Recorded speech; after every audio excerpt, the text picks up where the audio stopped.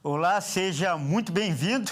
Nós estamos ao vivo. Agora são 11 horas pelo horário de Brasília e a partir de agora você acompanha comigo as notícias do Brasil e do mundo desta quinta-feira. E eu começo essa edição falando de agronegócios.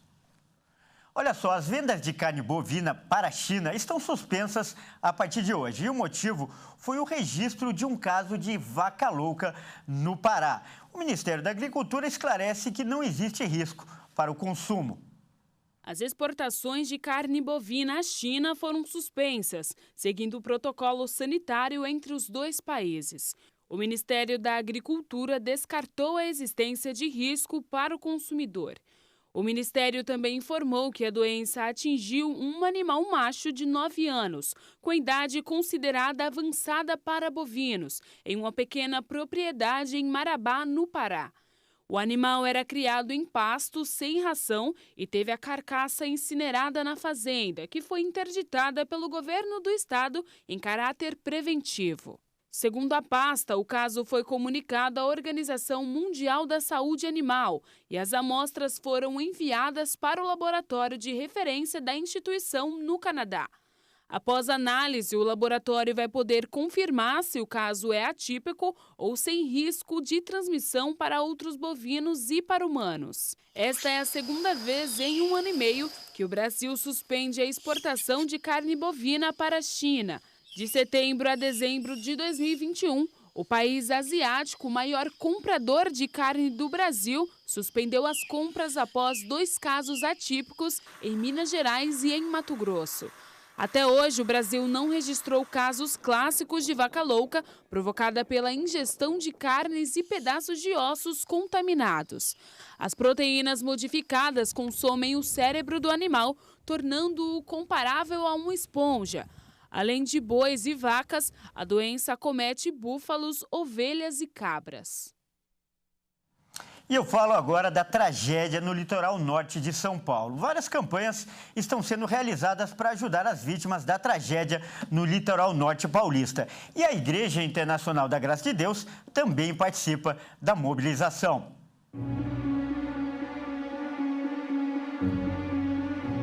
As chuvas devastaram o litoral norte de São Paulo. Muitas pessoas que moram em áreas de risco se viram presas em pontos onde é praticamente impossível atravessar por terra. A maioria das vítimas vive em zona de risco de deslizamento. As chuvas que atingiram os municípios são o maior acumulado que se tem registro em todo o país. Foi uma coisa que nunca antes na história aconteceu uma incidência tão grande de água concentrada numa mesma região. Tivemos tragicamente percas e a nossa expectativa agora é que encontre as pessoas que estão desabrigadas, alguns estão desaparecidos.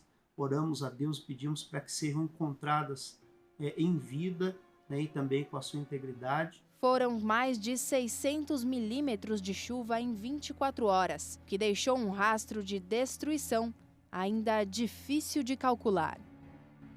E assim, foi questão de 15 a 20 minutos só. Quando a gente percebeu que ela estava alta, realmente ia subir muito e não dava para salvar nada. Aí a gente conseguiu colocar a escada e subiu ela, subiu meu filho, que eu tenho um menino de 7 anos, aí subimos cachorros, né, o periquito do meu irmão. Aí a gente conseguiu pegar os documentos, eu consegui pegar uma coberta, graças a Deus, mas assim, me cobriu.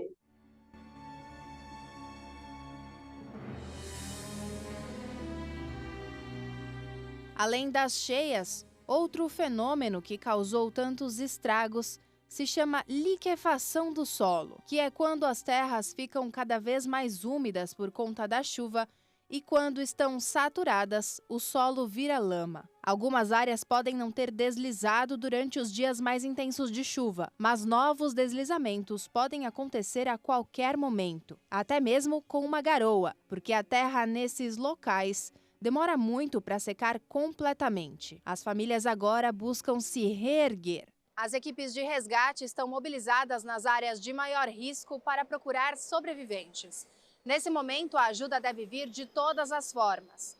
As cidades de São Sebastião, Caraguatatuba e São José dos Campos estão arrecadando alimentos, medicamentos, roupas e água para os desabrigados.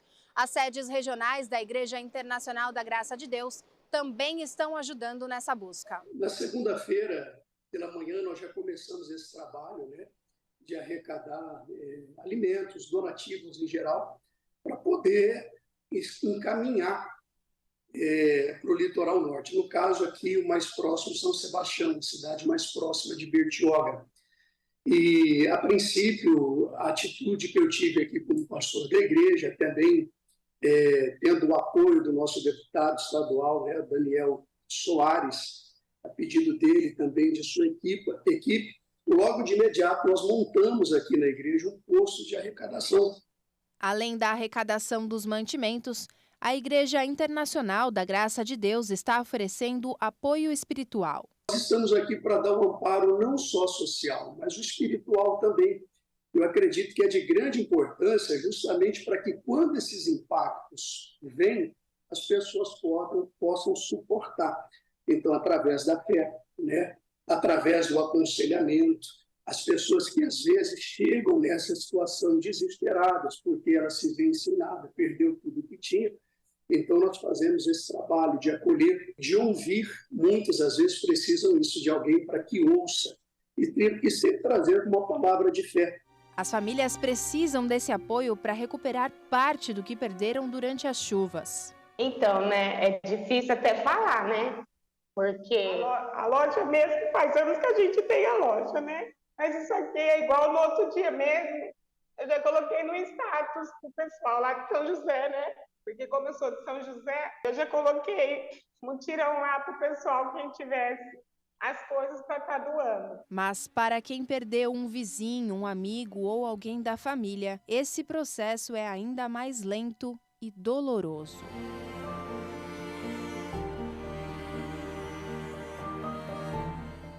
E uma informação importante agora, quem quiser ajudar pode procurar a Igreja Internacional da Graça de Deus em Bertioga, que fica na Avenida 19 de Maio, número 1050, ou então em São José dos Campos, que fica na Praça Padre João, número 200.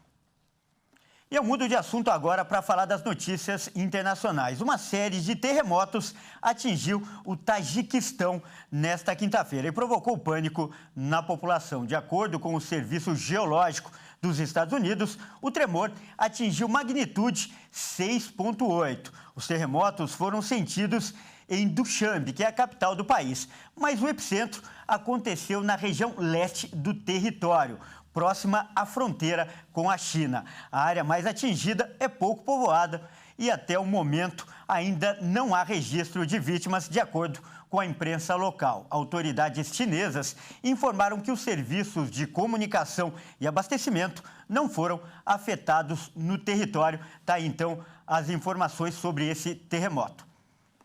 E eu continuo falando de notícias internacionais. Olha só, a Bélgica investiga a passagem de um suposto navio espião russo pelas águas do país. A informação foi confirmada nesta quarta-feira pelo ministro da Justiça, Vincent Van Quickenborne. Oui, c'est quand même inquiétant parce que on a vu ce qui s'est passé avec Nord Stream, risque de sabotage. Sim, é preocupante, porque vimos o que aconteceu com a Nord Stream, o risco de sabotagem, e por isso estamos muito vigilantes. É verdade que em novembro a defesa pôde observar a presença de tal embarcação. Aparentemente é o mesmo navio que é mencionado na mídia holandesa. Por isso temos de nos manter vigilantes. A partir daí, decidiu-se investir milhões de euros na compra de um software adicional para melhor rastrear esse tipo de ação. E também aprovamos uma lei importante sobre proteção marítima, que, entre outras coisas, nos dá a capacidade de colocar câmeras em turbinas eólicas para controlar melhor esse tipo de operação. Que, entre autres, donne a possibilité de mettre des caméras sur les éoliennes pour encore mieux contrôler ce genre d'opération. Bruxelas acredita que um navio espião na área poderia coletar informações sobre as principais ligações de energia e comunicações e indicou que a passagem, sem dúvida, deve ser vista no contexto mais amplo da guerra da Ucrânia. O barco foi avistado em novembro, depois de ser relatado em águas holandesas e desligou um dispositivo obrigatório que permite às autoridades marítimas identificar e rastrear embarcações. Essa edição fica por aqui. Até mais!